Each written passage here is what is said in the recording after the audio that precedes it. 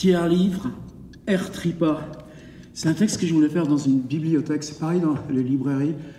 Toutes ces catégories qui autrefois étaient simples, fixes. Toi, t'es perdu entre les mangas et tout ça. Et, tu vois, philosophie, développement personnel. Où est le curseur? Où est la frontière? Alors, je ne mets pas du tout en cause là, le travail qui est fait réellement, qui est un travail critique, prospecteur, curieux, mais en même temps d'accueillir aussi la demande et faire s'appuyer sur ce que souhaitent les gens pour essayer de l'amener sur...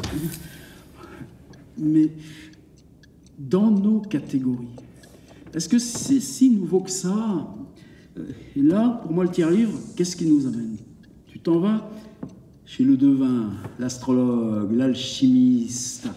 Alors, ce n'est pas des catégories qui sont dans les bibliothèques, c'est des catégories de pratique, d'usage. Et tout d'un coup, ça peut te ramener un petit peu... Pourquoi tu lis? Pourquoi tu te renseignes? Qu'est-ce que tu cherches dans le livre? Sinon... connaître un peu, deviner un peu, puis deviner quoi, pourquoi. Il y a tellement d'obscurs autour. Est-ce que ça règle l'obscur? Non. Et là, ça ne change rien. Mais le mouvement, lui, il règle quelque chose. Comment Panurge se conseille à R. Tripa. Voyez-ci, dit Épistémon continuant, toutefois que ferait, avant que retournons vers notre roi, si me croyez, ici, près l'île Bouchard, demeure R. Tripa. Vous savez comment par art de... astrologie, géomancie, chiromancie, métopomancie et autres de pareille farine, il prédit toutes choses futures. Conférons de votre affaire avec lui. De cela, répondit Panurge, je ne sais rien. Bien sais-je que lui, un jour, parlant au grand roi des choses célestes et transcendantes, les laquais de cour par les degrés, entre les huit, ça boulait sa femme à plaisir, laquelle était assez belle à entrer, et il, voyant toutes choses éthérées et terrestres sans besicle, discourant de tout cas, passé, présent, prédisant tout l'avenir, seulement ne voyait sa femme brimballante. Et onc n'en sut les nouvelles. Bien, allons vers lui, puisque ainsi le voulait, on ne saurait trop pas prendre. Au lendemain, arrivèrent au logis de R. Tripa. Panurge lui donna une robe de peau de loup, une grande épée bâtarde bien dorée à fourreau de velours et 50 beaux angelots. Puis, familièrement, avec lui, conféra de son affaire. De la première venue, R. Tripa, le regardant en face, dit « Tu as la métoscopie et physionomie d'un cocu, je dis cocu scandalé et diffamé. » Puis, considérant la main droite de Panurge en tous endroits, dit « Ce faudrait que je vois ici au-dessous du mont Jovis, on que ne fût qu'en la main d'un cocu. » Puis, avec un style, fit hâtivement un nombre de points divers, les accouba par géomancie et dit « Plus vrai n'est la vérité qu'il est certain qu'il sera cocu bientôt après qu'il sera marié. » Ça a fait, demanda Panurge, l'horoscope de sa nativité.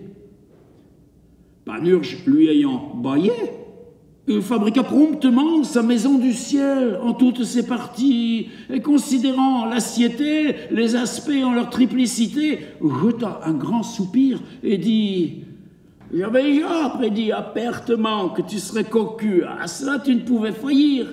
Ici, j'en ai d'abondant assurance nouvelle, et tu affirmes que tu seras cocu, davantage sera de ta femme battue, et d'elle sera dérobée, car je trouve la 7e maison en aspect tous malin, et en batterie de tous signes portant cornes, comme Aries, Taurus, Capricorne, et autres.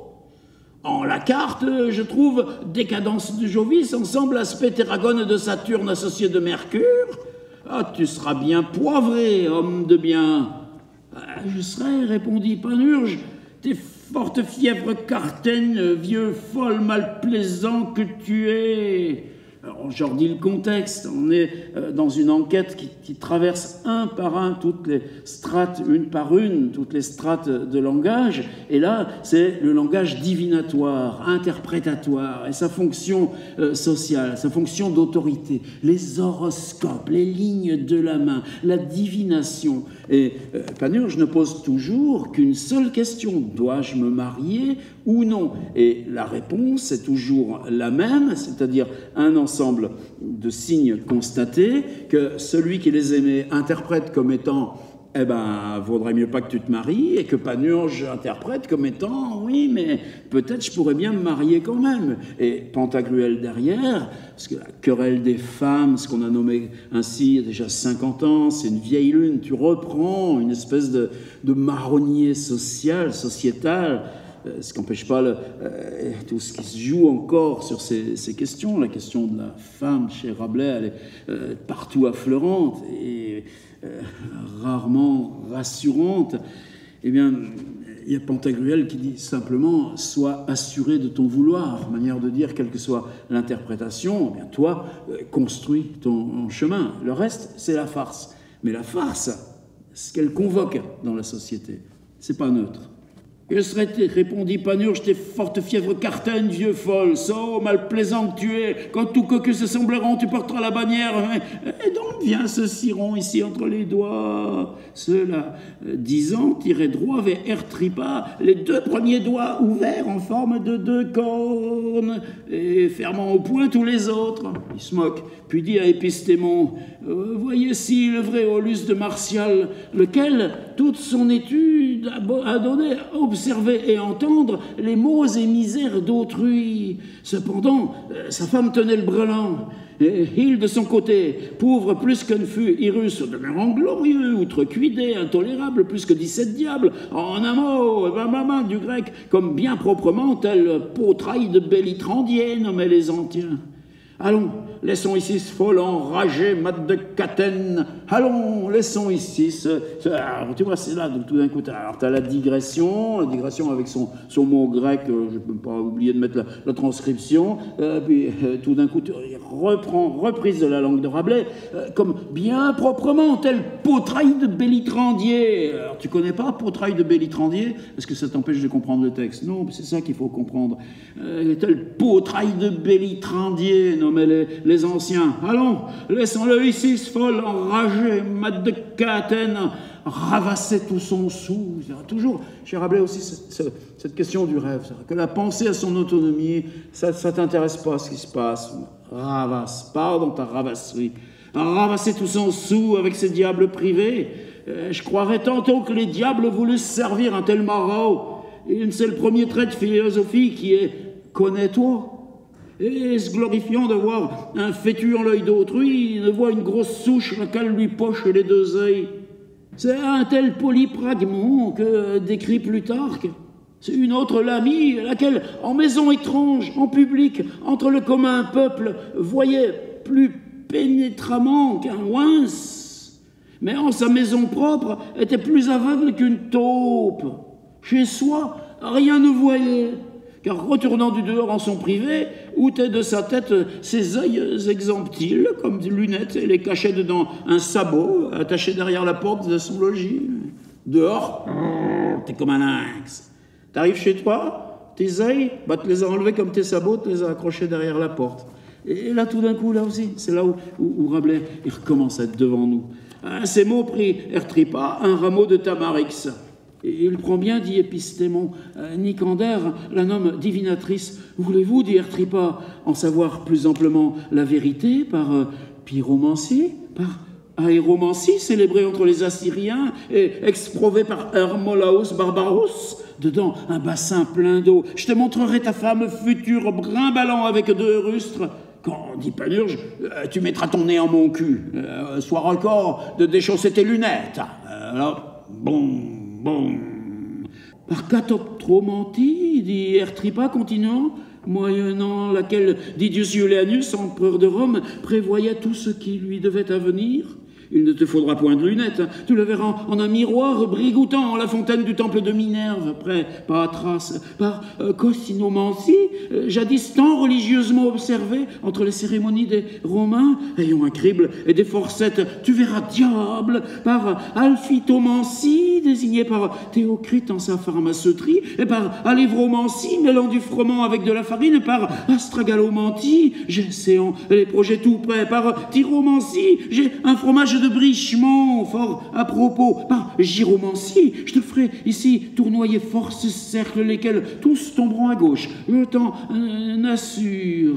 Par sternomancie, par ma foi, tu as le pied assez mal proportionné. Par libanomancie, il ne faut qu'un peu d'encens. Par gastromancie, de laquelle on fait rare longuement usa la dame Jacoba Rodogine en gastrimite. Par céphaléonomancie, de laquelle usaient sous les Allemands, rôtissant la tête d'un âne sur des charbons ardents. Oh, par séromancie, là par cire fondue en eau, tu verras les figures de ta femme et de ses taboureurs. Par capnomancie, sur des charbons ardents, nous mettrons la semence de pavot et de sésame aux choses galantes. Par axinomancie, fais ici provision seulement d'une cognée, d'une pierre agate, laquelle nous mettrons sur la braise. Oh, comment Homère en use bravement envers les amoureux de Pénélope. Par onimancie, ayons de l'huile et de la cire. Par téphramancie, tu verras la cendre en l'air, figurant ta femme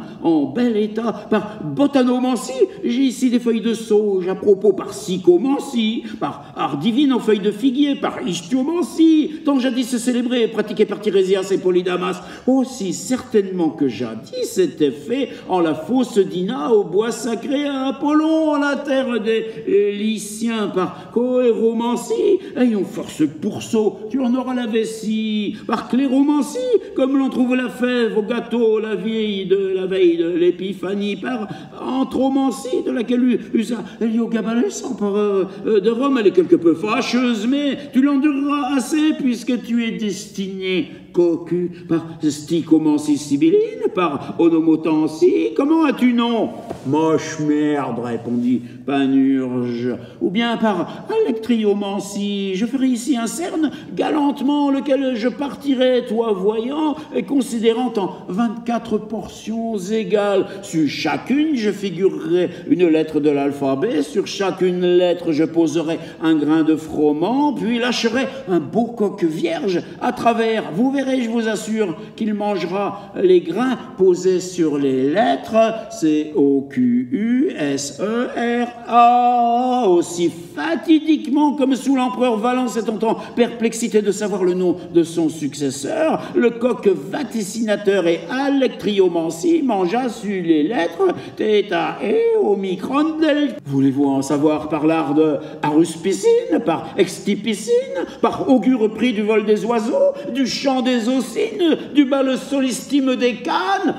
Par utrompicine, répondit Panurge. Je vous ferai soudain ressusciter quelque peu quelqu'un si devant mort, comme fit Apollonius de Tyane envers Achille, comme fit la Pythonisse en présence de Saül, lequel nous en dira le totage, ni plus ni moins que l'invocation de Rérito, un défunt prédit à Pompée. Tout le progrès est issu de la bataille pharsalique, où s'il y avait peur des morts, comme on naturellement tout cocu, je userai seulement de sciomancie. Va, répondit Panurge, folle enragée. Au diable, être fait lanterner à quelque Albanais s'y aura un chapeau pointu. Diable, comme conseilles-tu si bien tenir une émeraude ou la pierre de hyène sous la langue, ou me munir de langue de pupu ou de cœur de rane verte, ou manger du cœur et du foie de quelque dragon pour à la voix et au chant des cygnes et oiseaux entendre mes destinées comme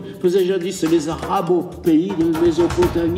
À 30 diables soit le cocu cornu marrane sorcier au diable, enchanteur de l'antéchrist. Retournons vers notre roi. Je suis assuré que de nous content ne sera si longtemps une fois soyons ici venus en la tanière de ce diable engiponné. Je me repens d'y être venu. Donnerai volontiers 100 nobles et 14 roturiers en condition que celui qui jadis soufflait de son crachat lui enlumina les moustaches. Vrai Dieu, comment il m'a parfumé de fâcherie, de diablerie, de charme, sorcellerie. Le diable puisse emporter. Dictez amen.